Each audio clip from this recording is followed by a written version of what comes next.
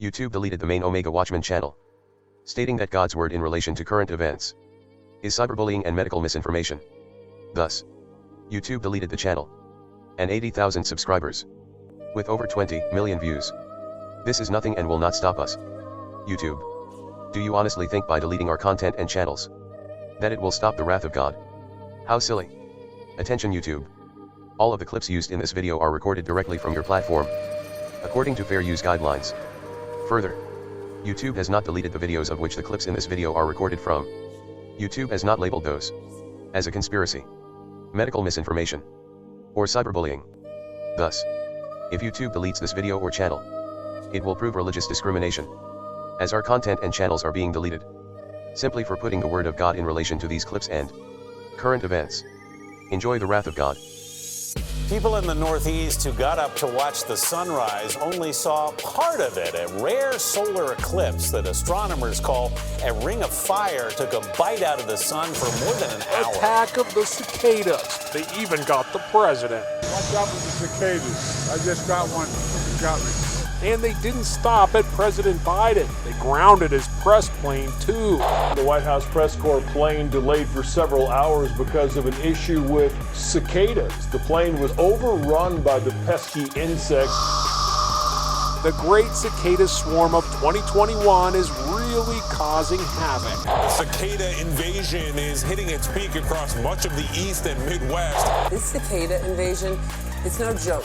The Washington, D.C. radar, there were so many cicadas in the air that the cicadas were picked up on radar. Wow. This is an Omega Watchman Media Group production. Due to the mature nature of this content, language, and depth, viewer discretion is advised. Kenny, thank you. And Governor Spencer Cox is asking Utahns to join in prayer this weekend for an end to the state's drought emergency. We need more rain, and we need it now. We need some divine intervention. That's why I'm asking Utahns of all faiths to join me in a weekend of prayer, June 4th through the 6th.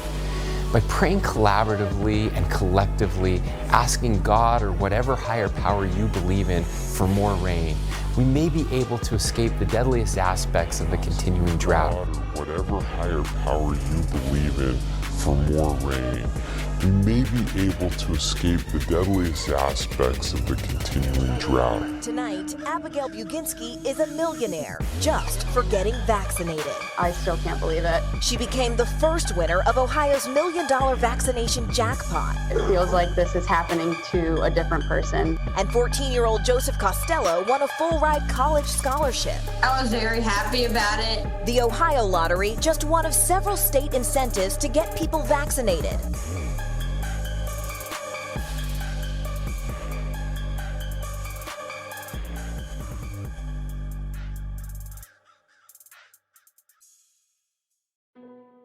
This is an Omega Watchman Media Group production. Pestilence. Noun. Any epidemic disease that is highly contagious, infectious, virulent and devastating.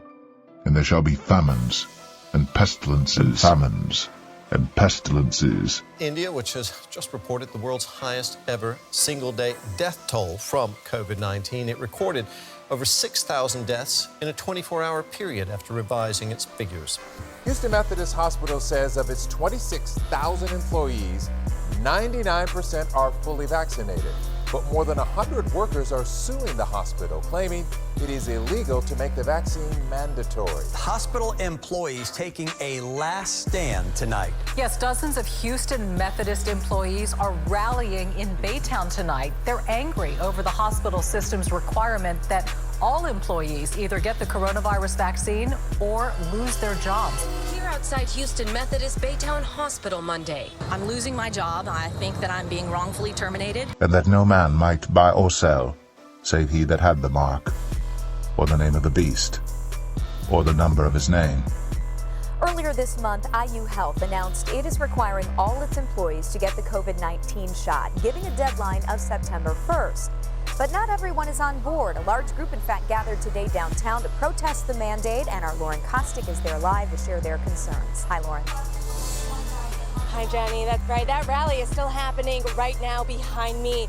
A couple hundred people gathering here at the canal right behind IU Health's Fairbanks building. And their message is clear. They want the freedom to choose. And it isn't just IU Health employees, but other healthcare workers and supporters showed up to speak out against this mandate. Many worried their employers will also follow suit.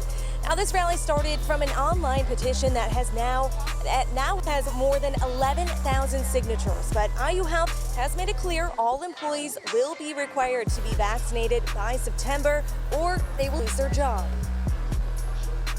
We should have the right to say no to a vaccine, just like our patients have the right to say no to a vaccine. And I just feel like they're taking the healthcare workers' freedoms away from us. Think this very through before you start doing this, because if you have the set date of September 1st to lose us, you're going to lose a lot of employees all at once. And IU Health tells us about 61% of their 36,000 employees are already vaccinated, and employees can apply for an exemption for medical or religious reasons. And IU Health isn't the only employer requiring its staff to get vaccinated. Just this week, Community Health Network also announced they will do the same. This morning, we have recorded over 38.6 million doses of vaccinations that have been administered in the state of California.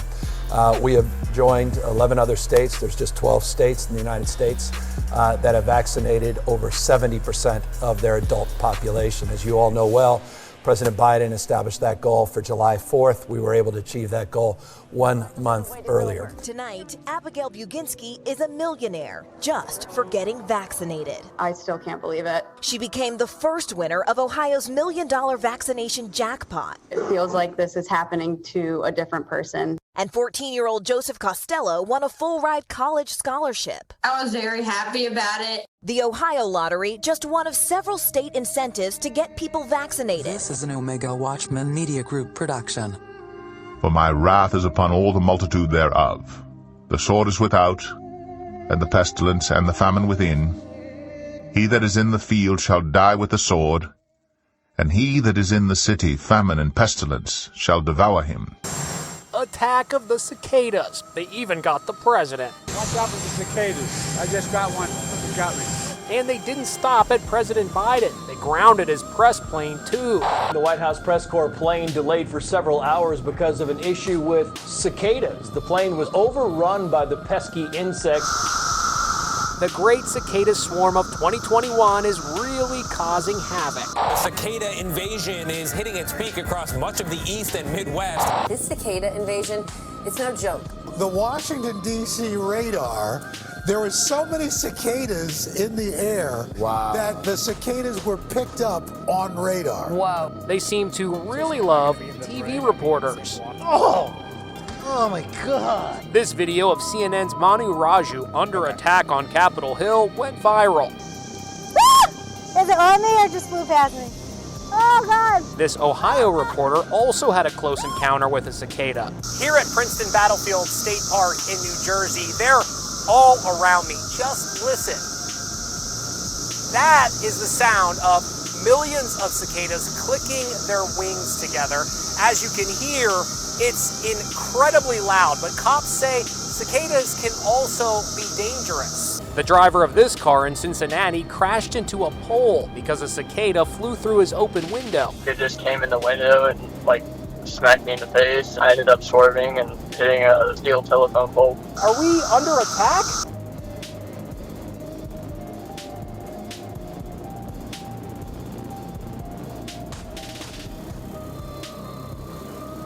And the Lord appeared to Solomon by night, and said unto him, I have heard thy prayer, and have chosen this place to myself for an house of sacrifice. If I shut up heaven that there be no rain, or if I command the locusts to devour the land, or if I send pestilence among my people. All this week, we have focused on the rising fire risk in the West, the extreme drought, and the threat to farming and wildlife. This morning, 5 wildfires are burning in Utah, and the governor has declared a drought emergency there. The Great Salt Lake is expected to reach its lowest point in modern history this year. Drought and heat consume the snow waters, so doth the grave those which have sinned. I don't know how long we can survive because I don't know how bad it's going to get. On his property north of Salt Lake City, sixth-generation farmer Ron Gibson is covering his crops with plastic to conserve water. His water allocation was cut by 70%. If we don't get these crops to market, we can't survive. He also says the cost of feeding his dairy cows has doubled in a year. When agriculture's gone, then our ability to produce food is gone. That's what scares me the most about this whole situation. The entire state of Utah is experiencing drought, more than 90% in an extreme category. We would be standing underwater had it been a normal water year. We met Zach Frankel, executive director of the Utah Rivers Council at the Great Salt Lake. 90% of our precipitation comes in the winter and snow. As our winter air temperatures continue to rise, we're getting less and less snow in our mountains.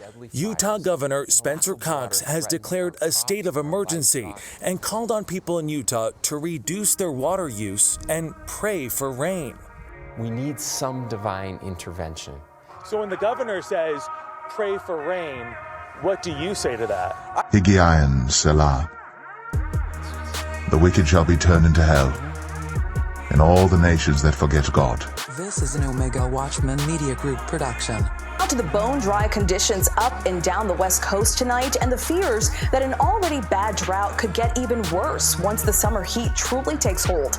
The drought's impact clear in places like Folsom Lake, California, critical to the state's water supply.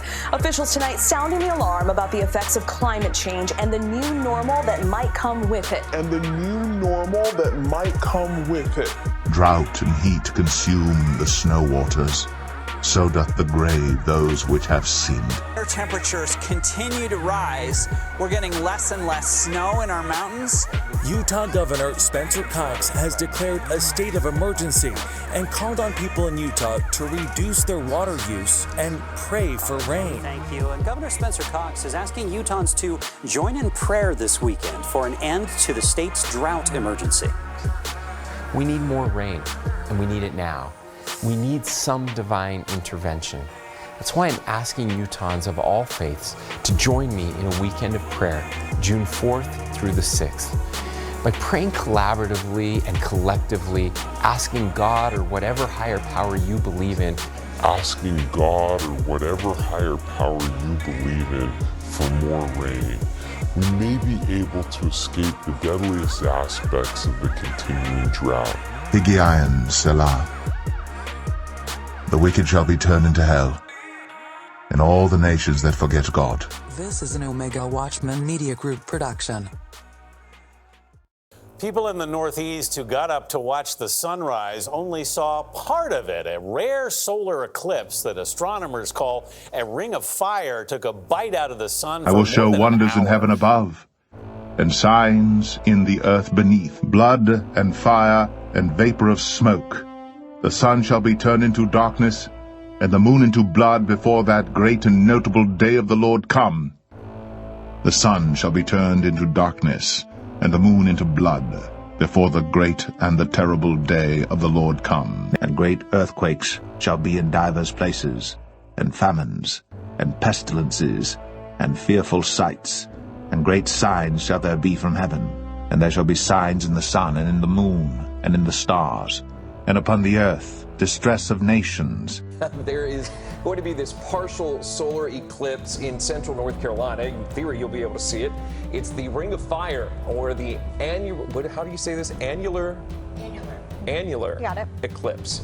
Okay, I'm with two sciencey people. It's when the sun's outer edge remains visible around the moon, giving it that kind of ring-like appearance. Sunrise at 5:59 this morning. The eclipse set to end at 6:25 this morning. 5:17. Let's take a live look outside as we're waiting to see the Ring of Fire solar eclipse. Looks like we have it. From our perspective, the moon only covering part of the sun, so looks more like someone taking a bite out of a cookie, Laura, and we timed it up pretty well. I think we get a good glimpse of this phenomenon. I was a little nervous at first, but then just like that, I mean, within the last minutes, we had sunrise at 5:16, and right on cue, you can see. I call this kind of like a little Pac-Man, right? Yeah, yes. gobble, gobble. Right. Just don't eat up the birds there. Our guy on the scene, Lou Kleinberg, fantastic shot there. Yeah, so here's the deal. All right, so this is only going to last for the next 20 minutes. And here's the other kicker. If you're watching watching right now and you're like, ooh, I want to see this, don't go directly look at the sun. You need those special type of glasses in order to see this. But I mean, this is really kind of a neat scenario right now for the next 20 minutes. Here it is, you guys. Almost like 3D glasses or something like that? Yeah, like remember those solar eclipse Yes, so you can really get a glimpse of it. Yes, you can get a really good view at this, but this is a darn good view, though. It's amazing. I don't want the to Ring talk of about, Fire. Yeah, there it is. I mean,